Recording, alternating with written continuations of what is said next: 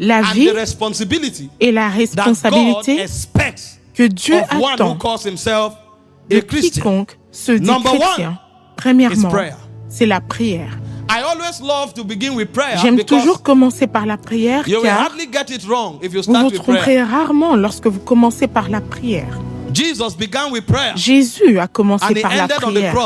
Il a terminé sur la croix avec la prière. Lorsque vous commencez par la prière, il vous sera difficile d'échouer. Il vous sera difficile de vous tromper. Ainsi, lorsqu'un croyant commence à mûrir et que vous rencontrez un croyant qui est véritable, l'une des choses que vous trouverez dans sa vie, c'est la prière. Voilà pourquoi nous ne parlons plus de points de prière, mais de vie de prière. Lorsque vous êtes un chrétien véritable, il vous sera difficile de vivre sans la prière. Trouvez un homme qui n'a pas de vie de prière, dans une large mesure, sa chrétienté est fausse. Parce que n'importe quoi peut le faire tomber. Quand un homme est en feu pour Dieu, l'un des signes que vous verrez en lui, c'est le signe de la prière. Et quand un homme commence à déchoir de la grâce, le premier signe que vous remarquerez est que la prière disparaîtra. L'un des indicateurs et paramètres qui montrent que votre vie est vécue pour Dieu, cette vie doit être consacrée à la prière. C'est ainsi qu'on reconnaît un véritable chrétien. Lorsque vous rencontrez quelqu'un, peu importe ce qu'il vous dit, si vous ne remarquez pas la prière dans sa vie, soyez prudent. Il ne s'agit pas d'un rituel religieux, mais de l'attirance de l'esprit. Lorsqu'un homme aime Dieu, lorsqu'il est authentique, le Saint-Esprit l'attire. Il ne peut pas rester sans communier avec le Saint-Esprit. Ainsi, la prière pour lui n'est pas ce que les chrétiens font, mais la prière est comme une respiration. Car chaque jour, chaque heure, le Saint-Esprit continue de l'attirer. Tout ce que vous aimez, tout ce que votre cœur aime, vous attirera. Ainsi, lorsque vous trouvez un chrétien qui est dévoué à la prière, sachez qu'au-delà de ce que vous voyez, il a une force dans son intérieur qui continue à l'attirer vers l'autel. Cantique des Cantiques, chapitre 1, verset 1. Il dit de nous baiser. Au verset 2, il dit baise-moi des baisers de sa bouche, car ton amour vaut mieux que le vin. Ce qui pousse cet homme à faire cette prière, c'est une communion profonde et intime. C'est l'amour qu'il a expérimenté de la part de son roi qui l'a attiré. Il n'a pas dit parce que tu m'as promis quelque chose. Il n'a pas dit parce que je veux impressionner. Il a dit la raison pour laquelle j'insiste. Le mot baiser ici ne parle pas d'une expression sexuelle, mais de la passion. Enflamme-nous de tes feux, car ton amour vaut mieux que le vin. Il est allé plus loin, verset 3. Lorsque vous croisez des personnes qui sont baptisées de la prière, ils ne peuvent s'empêcher que d'élogier Dieu, car ils sont en train de toucher les parfums du Très-Haut. Il a dit, à cause de la senteur de tes bons parfums, il dit, ton nom est un parfum qui se répand. Il dit, le nom de Dieu pour lui est comme un homme qui ouvre un tonneau de parfum et qui verse son retenu. C'est ainsi que le nom de Jésus se répand pour lui. Ce n'est pas un nom religieux. Jésus, c'est comme plusieurs tonneaux de parfum versés sans fin. Lorsqu'il entend Jésus, son âme tressaillit de joie. Lorsqu'il entend Abba Père, son âme est embrasée. Lorsqu'il entend toute chose concernant Dieu, le stimule. Il ne peut pas passer un instant sans prier. Quand il marche au marché, il se souvient de Dieu et parle en langue. Quelque chose s'éveille en lui. C'est comme une passion plus profonde que ce que vous avez pour une femme. Quand il entend parler de la puissance, l'onction, le miracle, la miséricorde, Jéhovah, quelque chose s'active en lui. Il oublie qu'il est au marché. Il oublie qu'il est au bureau. Tout ce qui le concerne, tout ce qui concerne Dieu est comme un parfum et il doit réagir. Si 10 personnes portent des parfums qui sentent fort, vous savez que vous allez vous retourner et ça va attirer votre attention. De la même manière qu'un homme spirituel attire l'attention de Dieu par la prière, alors Dieu s'élève à l'intérieur de lui et il commence à parler en langue. Et la langue est le reflet du niveau d'intimité qu'il ressent. Ce n'est pas quelque chose que vous répétez. Même si vous priez avec votre intelligence, la chose est une fontaine. Abba Père, c'est lui qui habite dans la lumière. C'est lui qui a créé le cosmos, le roi des cieux. C'est lui qui chevauche les nuées. Oh majesté, allez lire les psaumes et découvrez ce qu'est la prière. C'est une histoire d'amour, c'est une communion, c'est l'intimité qui va au-delà de la compréhension humaine. Un homme s'est levé et a dit, l'Éternel est mon berger, je ne manquerai de rien. Il me fait reposer dans les verts pâturages, il me dirige vers les eaux paisibles, il restaure mon âme. Quand je marche dans la vallée de l'ombre de la mort, je ne crains aucun mal, car tu es avec moi. Ta houlette et ton bâton me rassurent. Tu dresses devant moi une table en face de mes ennemis. Tu enduis ma tête et ma coupe déborde. Oui, le bonheur et la grâce m'accompagneront tous les jours de ma vie et j'habiterai dans la maison de l'Éternel jusqu'à la fin de mes jours. C'est l'intimité, l'envie. Imaginez ceux qui comprennent l'anglais. Regardez les paroles. Regardez les expressions idiomatiques. Regardez ce que l'homme disait. Il a appelé Seigneur, il a appelé berger, il a appelé restaurateur de l'âme, il a appelé protecteur, il a appelé celui qui voit.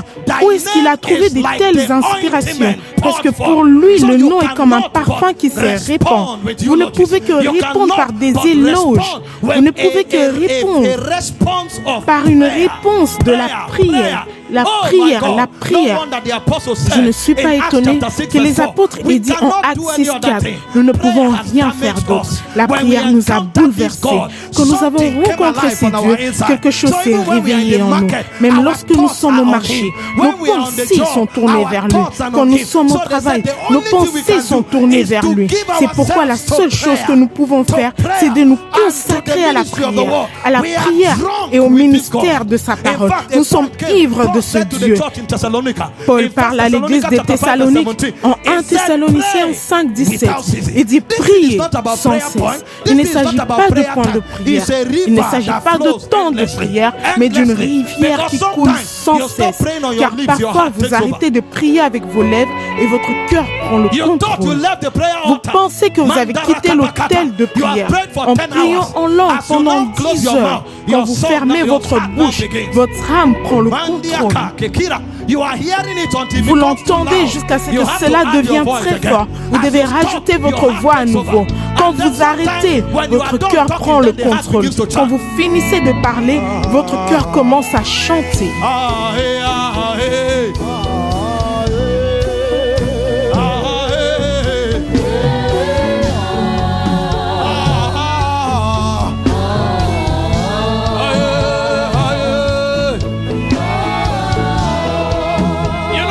Vous savez,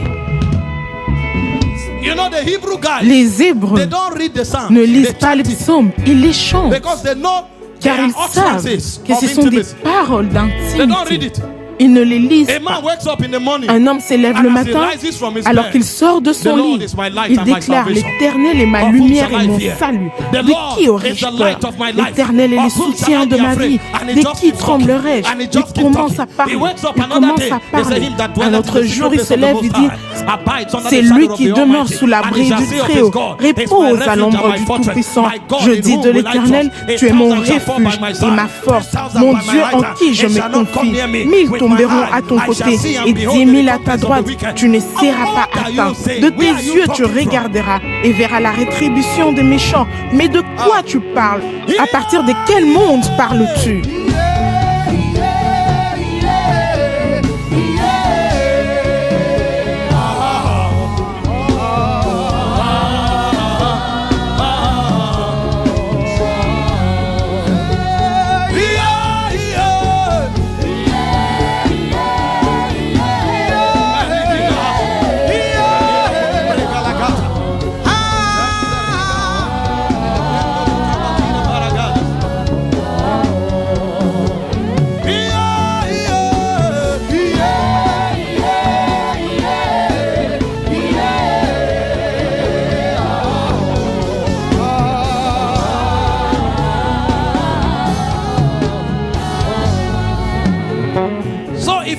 Alors si un homme n'a pas touché Dieu, il va chercher quoi dire dans sa prière. Mais lorsque vous le touchez, lui-même devient votre inspiration. Il coule de vous. Il coule de vous. Il coule. Vous voyez ? Voilà pourquoi vous avez besoin de la grâce pour être un véritable chrétien. Ce n'est pas quelque chose que vous faites de manière mécanique pour impressionner. Demandez à ceux qui prient, ils vous diront c'est un style de vie, c'est un monde, c'est un royaume, c'est une rivière. Pendant que vous priez, la prière va vous emporter. Pendant que vous priez, vous découvrez que vous êtes en train de monter. Lorsque vous priez pendant longtemps, la prière commence à vous prier. J'espère que vous connaîtrez ces choses. Vous allez entrer dans différents endroits. Vous allez prier à un niveau, vous allez rire. Vous allez prier à un autre niveau, vous allez pleurer. Vous allez prier à un autre niveau, vous allez courir. Vous allez prier à un autre niveau, vous allez combattre. Quand vous finirez, vous qui avez commencé à genoux, vous allez finir face au mur.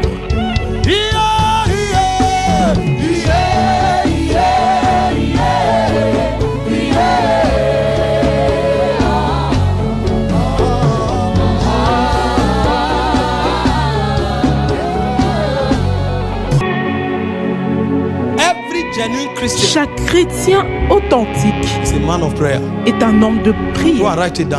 Écrivez-le quelque part. Et si vous ne priez pas, votre chrétienté est fausse. Croyez-moi, vous n'avez pas encore fait face à une circonstance qui va le révéler. Le jour où la circonstance qui va révéler combien fausse vous êtes, vous allez tomber. Je vous dis la vérité. C'est un système d'assurance pour une vie pieuse.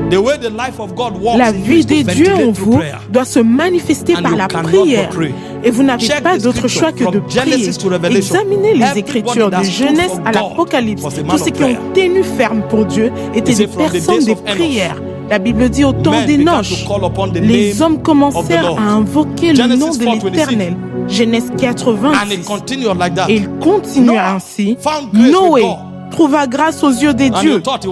Et vous pensez qu'il était chanceux. Puis en Genèse 8, 20 à 22, il dit Noé bâtit un autel. Abraham, sors de ton pays. Vous pensez, oh, il était chanceux, il était spécial. Et puis en Genèse 12, 6, Abraham entra à Bethel, il érigea un autel. Genèse 12, 7, il érigea un autel. Genèse 13, 18, il arriva à Mamré, il érigea un autel. Une chose constante que vous trouverez chez chaque personne authentique à travers les générations, c'est la prière. Quand Jésus, le Seigneur lui-même, est venu, il a vécu une vie de prière. C'est comme ça qu'il a achevé son œuvre à la croix. Mon Seigneur, mon roi, il était connecté. Mon Seigneur et mon Dieu. À chaque étape, la prière. Le Saint-Esprit est venu, il a annoncé, voici mon bien-aimé. Vous pensez qu'il allait aller acheter une nouvelle veste? Étais-tu au Jourdain? C'est de moi qu'on parlait. Non, il a été au désert pendant 40 jours. Le jeûne et la prière. Il est revenu à la synagogue. Vous pensez qu'il allait faire quelque chose d'autre? Non, il a prié à chaque étape du chemin. Lorsqu'il quittait une croisade, vous pensez qu'il irait dormir? Non, il allait prier. Jésus quittait une croisade et allait directement dans sa chambre et prier jusqu'au lendemain matin. Et vous vous demandez qu'est-ce qu'il est en train de faire? C'est là que la vie d'un croyant se cache. C'est sur l'autel. Dieu vous garde là. Plusieurs parlent, mais peu prient. C'est pourquoi il n'y a rien à montrer.